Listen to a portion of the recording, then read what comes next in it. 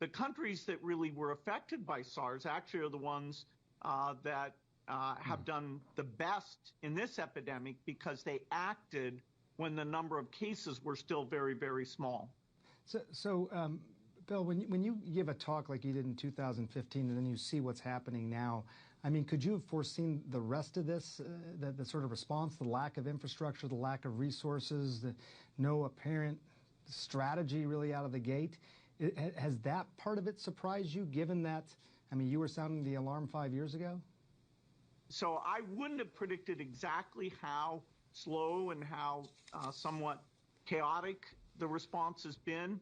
But if we had done those simulations, we would have seen some of these flaws in the system and, you know, behaved a little bit like the countries that have done the best on this one. It's important to remember that COVID-19 was only first found in humans a little over 3 months ago. It certainly feels like a lot longer than that, given what we're going through. What stage do you think the pandemic is in right now in the United States and globally? And I guess, you know, what people at home want to know is how close are we to a peak here in the U.S.? Well, the good news is that China did their shutdown, and they did it in a very serious way.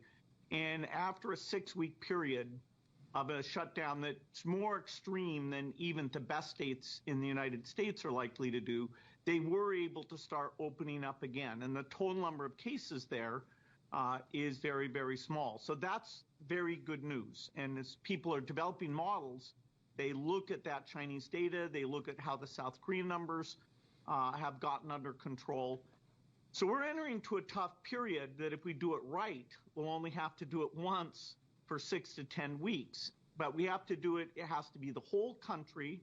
We have to raise the level of testing and the prioritization of that testing quite dramatically in order to make sure we go through one shutdown so that we take the medical problem and really stop it before there's a large number of deaths.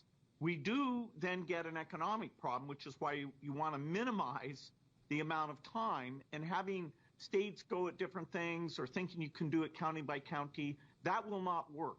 The cases will be exponentially growing anywhere you don't have a serious shutdown.